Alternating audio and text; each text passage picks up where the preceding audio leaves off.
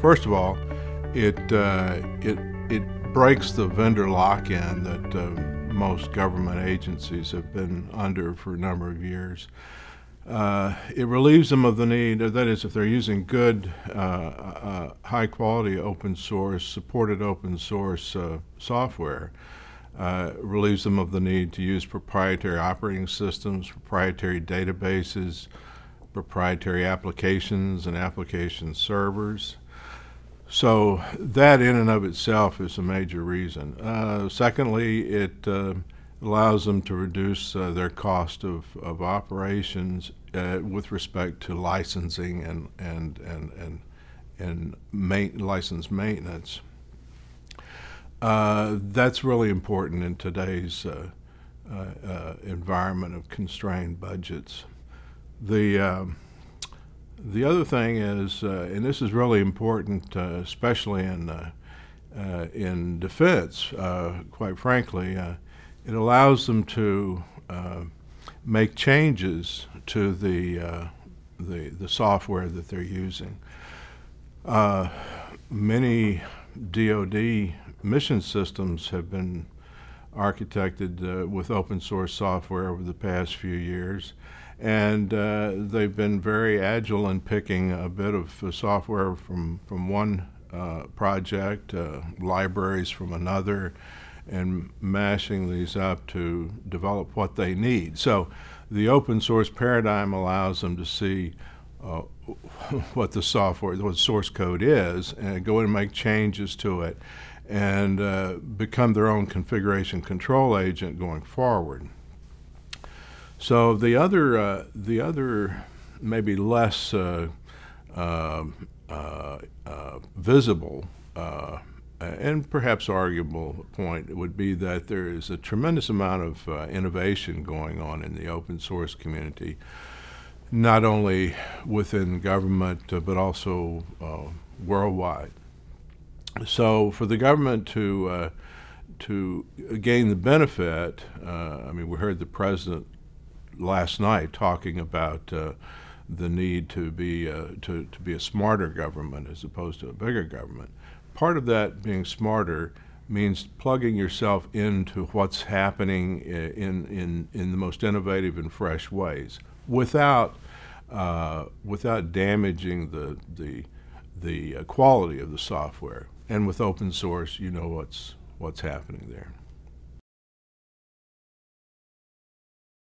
Some of the best examples are probably hidden away in the bowels of the NSA. I mean, they were the National Security Agency. Our premier intelligence agency was one of the first proponents of open source in a big way with Security Enhanced Linux, which they supported, sponsored, and supported the development of the security controls that were laid on top of Linux and is now distributed as SE Linux. That's been going on for at least 6 years, I think, now. Some of the more fun projects that appeal to me, Mars Curiosity rover wouldn't be doing its job right now if it weren't for the open source stack that's part of that video capture, video storage, and the data transfer between the craft, the rover, and NASA.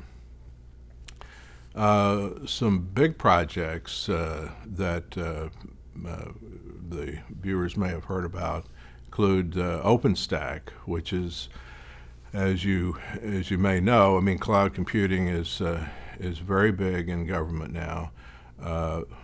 Many mandates related to cloud computing.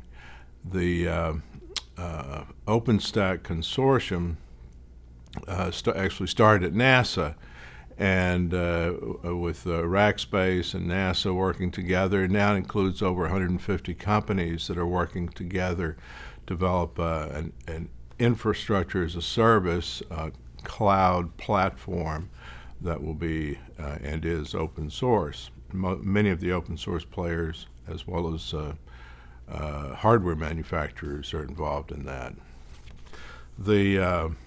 The other thing that's been around for quite some time that I think has been a very successful project related to open source is DoD's Forge.mil.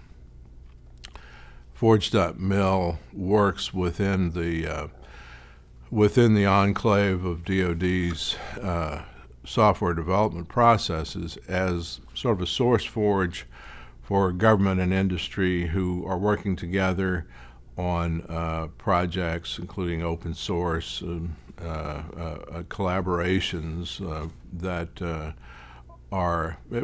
it's not just anyone can jump in and participate. You have to be badged, if you will, to use Forge.mil.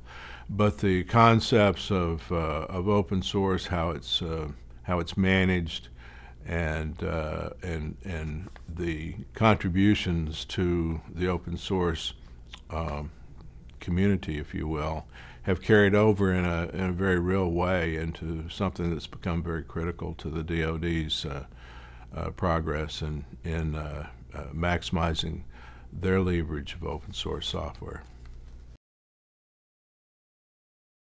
The trend, I believe, is definitely to a more professional approach to open source with respect to the acquisition community. There's been a bit of a difficulty among many of our contracting officers over the last few years in getting their hands around the multiplicity of open source licensing models. And when they go, especially to look at open source software that has been patched together from various projects with various licensing models, it becomes a bit of a challenge for them. That being said, the adoption and the acceptance and the senior leadership with respect to open source has been really fantastic, and the acquisition community has caught on to that. Vivek Kundra and our current federal CIO have both promoted open source. And the White House, for example, is using Drupal and giving back to the Drupal community. So the government is into big open source in a big way. Now, what's coming in the future, I think, will just be an expansion of that activity, particularly with respect to healthcare software, also with respect to the different agencies adopting open source for their own use. The other thing is, I believe that the open source community, and if you want to call them that, commercial open source providers, companies that offer supported software, have been encouraged to the point where they're beginning to come out with more than just operating systems and databases. They've got virtualization stacks, storage software, and very strong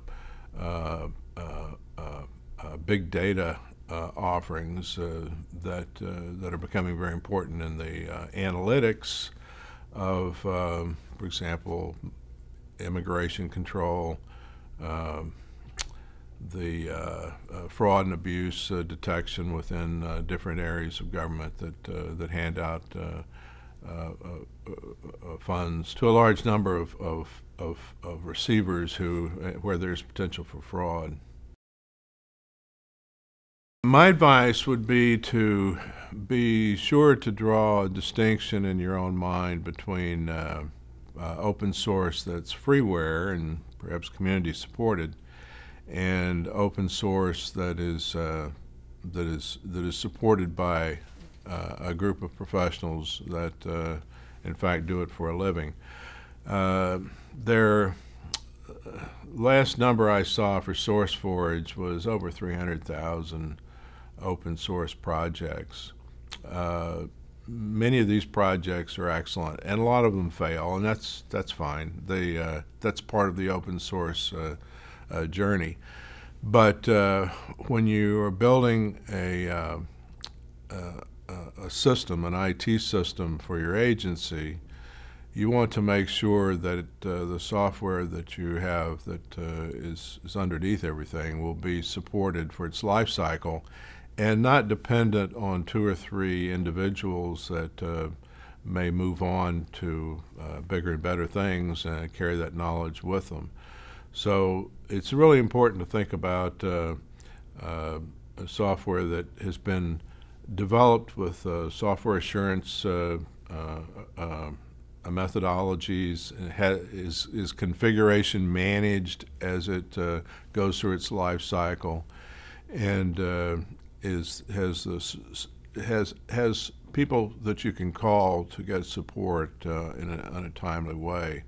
So that's really the big thing that I would suggest that viewers think about when they're thinking about open source and how they move forward with that.